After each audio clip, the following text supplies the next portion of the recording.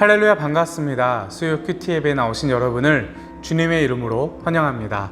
오늘 8월 11일 예레미야 46장 13절에서 28절 말씀 함께 나누도록 하겠습니다. 하나님 나라 읽기. 주님께서 예언자 예레미야에게 바빌로니아 왕 느부갓네살이 이집트 땅을 치려고 올 것을 말씀하셨다. 너희는 믹돌에서 외치고 멤피스와 다바네스에서도 외쳐서 온 이집트에 알려라. 너희는 이렇게 전하여라. 너희는 어서 방어태세를 갖추어라. 사방에서 전쟁이 일어나서 너를 삼킬 것이다 하여라. 어찌하여 너희 힘센 황소가 거꾸로 졌느냐? 주님께서 그를 메어 치셨기 때문에 그가 서서 견딜 수가 없었다. 너희의 많은 군인들이 비틀어지고 쓰러져 죽으면서 서로 말하기를 어서 일어나서 우리 민족에게 돌아가자. 이 무서운 전쟁을 피하여 우리의 고향 땅으로 돌아가자 하였다. 이제는 이집트 왕 바로를 기회를 놓친 떠벌이라고 불러라. 나는 왕이다. 나의 이름은 만군의 주다. 나의 삶을 두고 맹세한다. 너를 공격하는 군대의 힘은 산들 사이에 우뚝 솟은 다볼산과 같고 바닷가에 높이 솟은 갈멜산과 같다. 딸 이집트의 백성아, 너희는 짐을 꾸려서 잡혀갈 준비를 하여라. 멤피스는 황무지로 바뀌어서 아무도 살 수 없는 폐허가 될 것이다. 예쁘디 예쁜 암송아지 이집트가 이제는 북녘에서 마구 몰려오는 쇠파리 떼에 시달리는 암송아지가 될 것이다. 사서 들여온 용병들은 살찐 송아지들이다. 파멸의 날이 다가오고 징벌의 시각이 다가오면 그들마저도 버티지 못하고 돌아서서 다 함께 달아날 것이다. 적들이 군대를 거느리고 밀어닥치며 그들이 벌목하는 사람들처럼 도끼를 들고 이집트를 치러 들어오면 이집트는 소리를 내며 도망치는 뱀처럼 달아날 것이다. 나 주의 말이다. 그 숲이 들어설 수 없이 빽빽하다 하여도 그들의 수가 메뚜기 떼보다 많고 헤아릴 수 없이 많으므로 그들이 그 숲의 나무들을 모두 잘라버릴 것이다. 딸 이집트의 백성이 수치를 당하고 북녘 백성의 손에 넘어갈 것이다. 나 만군의 주 이스라엘의 하나님이 말한다. 보아라, 내가 테베의 신 아몬에게 벌을 내리고 바로와 이집트와 그 나라의 신들이나 왕들에게도 벌을 내리고 바로뿐만 아니라 그를 의지하는 사람들에게도 벌을 내리겠다. 내가 그들의 목숨을 노리는 바빌로니아 왕 느부갓네살과 그 부하들의 손에 그들을 넘겨주겠다. 그러나 그런 다음에도 그 땅에는 다시 예전처럼 사람이 살게 될 것이다. 나 주의 말이다. 나의 종 야곱아, 너는 두려워하지 말라. 이스라엘아, 너는 무서워하지 말아라.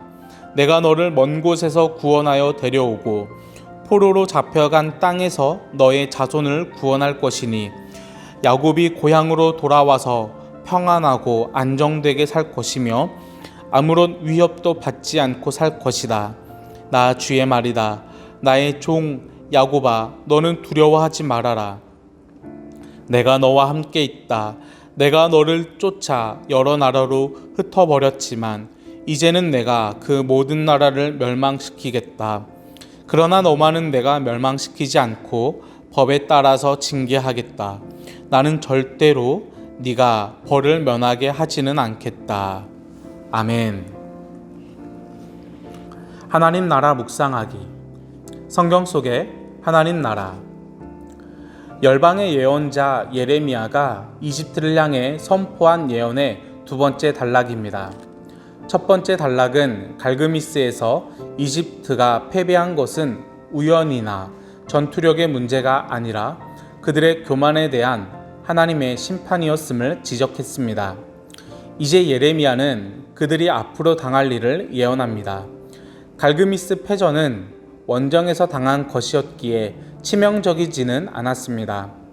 하지만 하나님께서 보내신 바빌로니아가 본토를 타격할 것입니다. 특별히 언급된 믹돌, 멤피스, 다바네스는 하나님을 버린 유다 백성들이 거주하는 지역입니다. 그들은 이집트 왕의 대단한 위용이 허풍에 불과했음을 곧 깨닫게 될 것입니다.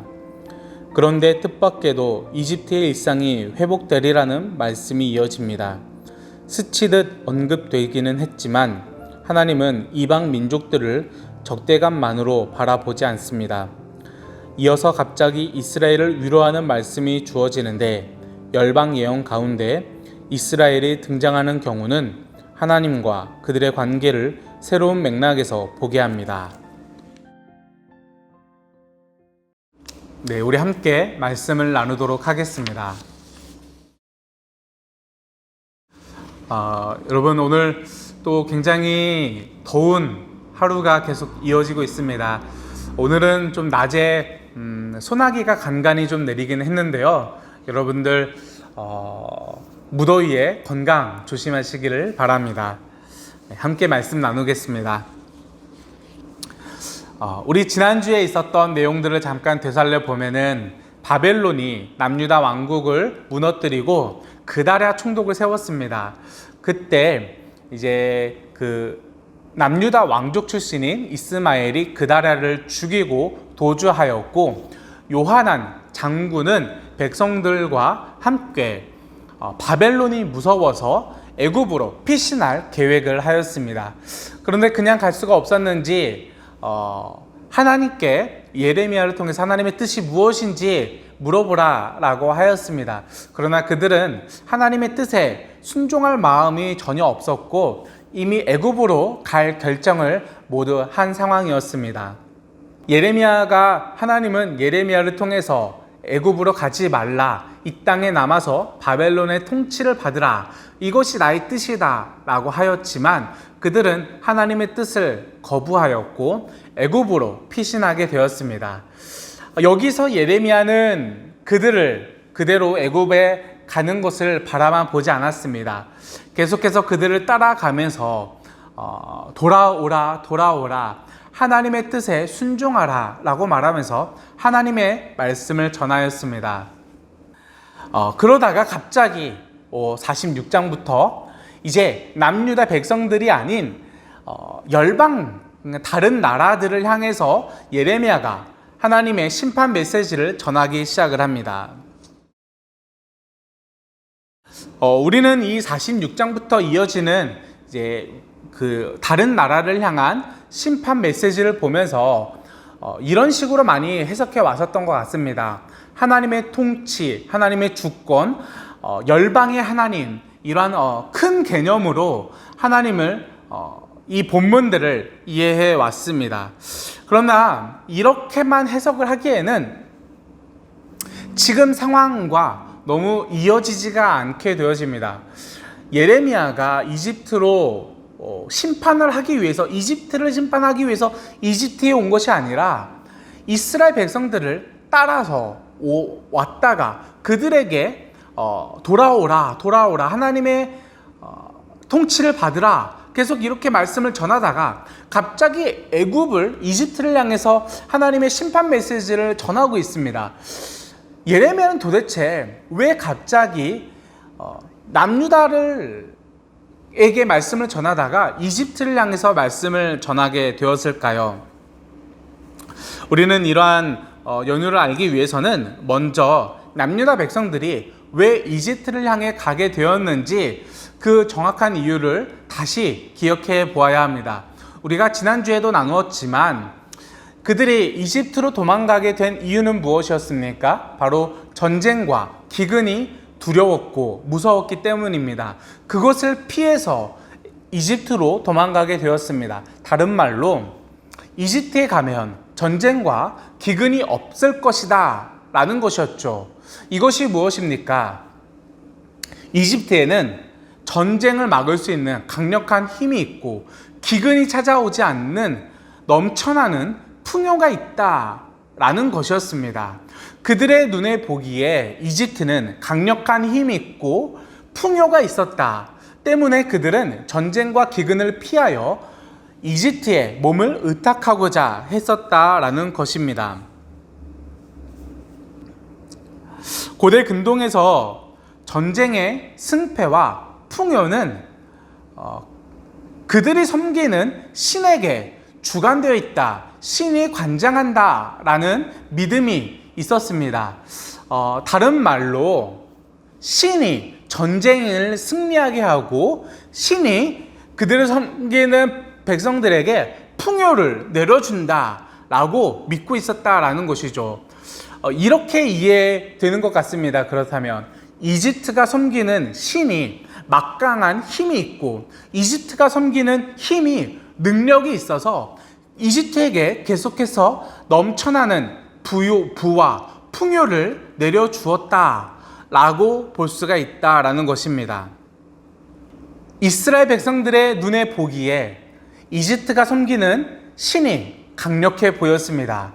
그들의 신은 강력한 힘이 있었고 능력이 있었기 때문에 그들은 이집트는 여전히 강력한 군사력이 있고 여전히 넘쳐나는 풍요가 있어 보였습니다. 때문에 그들은 전쟁과 기근을 피하여 이집트에 몸을 의탁하게 되었습니다. 조금 더 구체적으로 전쟁과 기근을 피하여 이집트가 섬기는 신을 의지하는 의지처로 삼았다라는 것입니다. 이스라엘 백성들은 더 이상 하나님을 신뢰하지 못하게 되었다라는 말과 동일할 것 같습니다. 이런 상황에서 예레미야는 계속해서 하나님을 말하고 있습니다. 그들의 귀에 하나님이 들렸을까요? 그들은 하나님이 아닌 이집트의 신에 그들의 마음과 눈을 빼앗겨 버렸습니다. 강력해 보이는 힘이 있고 능력이 있어 보이는 풍요를 주는 이집트의 신을 바라보기 바빴습니다.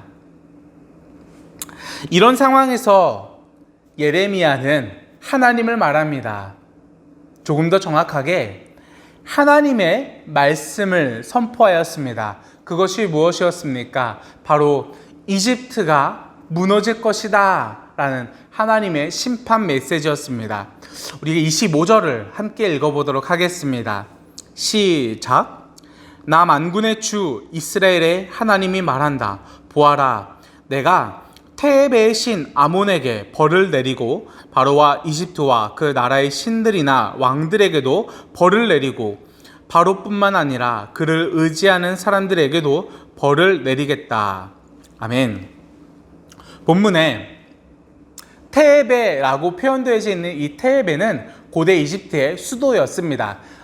테베라고 하는 수도였는데 여기서 말하고 있는 이 신 아몬이라는 이름은 고대 이집트는 이제 많은 신을 섬겼는데요. 그 많은 신들 중에서 신들의 왕이라고 불려지는 가장 높은 신을 말합니다. 다른 말로 표현하자면 이거죠. 하나님께서 이집트의 가장 높은 신을 벌하겠다, 심판하겠다라고 말씀을 하는 것입니다. 하나님께서 이 이집트의 신을 무너뜨리겠다라고 말하는 것뿐만 아니라 무엇을 더 말씀하시냐? 이집트와 또 바로를 벌하겠다라고 하시죠. 이 바로는 우리가 익히 잘 알고 있는 파라오인데요. 아마 여러분들도 잘 아실 것 같습니다. 이 당시 파라오라는 의미는 이집트의 가장 높은 통치자인데 정치적인 통치뿐만이 아니라 신의 현현자, 신의 대리자 또는 신의 준하는 격을 가진 자라는 의미로도 사용되어졌습니다. 이집트의 가장 높은 신을 벌할 것이고 그 신에 현현하는 파라오를 무너뜨릴 것이고 그 신을 섬기는 이집트를 무너뜨릴 것이고 그 신을 섬기는 의지하는 모든 자들을 무너뜨릴 것이다 라고 하나님께서 말씀하고 있습니다. 이러한 선포가 이스라엘 백성들에게 어떻게 들렸을까요? 이집트 백성들은 전쟁과 기근을 피해서 애굽으로 이집트로 도망왔습니다. 그곳엔 강력한 힘이 있어 보였고 그곳엔 넘치는 풍요가 있어 보였습니다. 그리고 그 강력한 힘과 넘치는 풍요는 이집트가 섬기는 신에게서 비롯되는 것이라는 그들의 믿음이 있었습니다. 그런데 하나님께서 이집트의 신을 무너뜨리겠다라고 말하면서 이집트의 전쟁과 기근과 연병으로 그들을 벌할 것이다 라고 말씀을 하십니다. 이집트에게 찾아오는 심판, 전쟁과 기근과 연병은 그들의 신이 완전히 무너졌다라는 것을 의미하는 것이죠. 이러한 메시지는 하나님께서 이스라엘 백성들에게 이렇게 말하시는 것 같습니다. 내가 아닌 다른 그 무엇도 의지하지 말라. 오직 내가 너희의 하나님이고 너희는 나의 백성이다 라고 말씀하시는 하나님의 말씀입니다. 이스라엘 백성들에게 하나님은 어쩌면 잘 안 보였을 것 같습니다. 북이스라엘이 망했습니다. 남유다 왕국도 망해버렸습니다.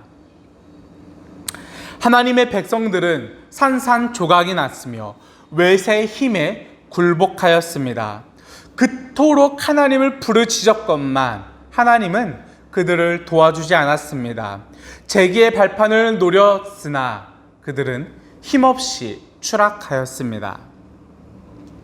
수십 년간 이어진 고통 가운데 그들은 하나님을 부르짖었지만 결국 그들의 아픔은 나아지지 않았고 고통은 치유되지가 않았습니다. 그렇게 그들은 하나님의 역사를 바라보지 못하게 되었습니다. 그들은 현실이라는 이름 하에 더 강력해 보이고 넘치는 풍요가 있는 더 강력한 힘을 가진 신을 찾고 또 찾다 보니 이집트가 눈에 보였을 것입니다. 그들의 선택은 어쩌면 굉장히 현실적인 선택이었을 것입니다. 우리의 삶도 이들의 모습과 같은 것 같습니다. 때로 삶이 고단하고 힘들 때 우리는 도대체 하나님은 어디 계시냐 라고 말하며 원망할 때가 있습니다. 도저히 이해가 되지 않는 상황을 맞닥뜨렸을 때 하나님의 존재를 부정하는 모습을 보이기도 합니다. 꼭 이렇게 극단적인 상황이 아니더라도 우리는 눈앞에 현실이라는 이름으로 세상의 즐거움과 풍요와 눈앞에 있는 이익을 따라 움직일 때가 너무나도 많이 있는 것 같습니다. 하나님을 믿고 또 기도한다고 말하지만 현실이라는 표현, 현실이라는 이 울타리를 넘어가지 못하고 우리의 눈에 당장 좋아 보이는 것을 선택하는 우리들의 모습이 그대로 보여지는 것 같습니다. 하나님께서는 그들이 의지하고 있는 강력한 힘과 즐거움과 풍요를 완전히 무너뜨렸습니다. 그러면서 하나님은 그들에게 이렇게 말씀하십니다. 내가 너희의 하나님이다. 내가 너희를 보호할 것이고 내가 너희를 채워줄 것이고 내가 너희를 지켜줄 것이다 라고 말씀하시는 하나님의 음성이었습니다.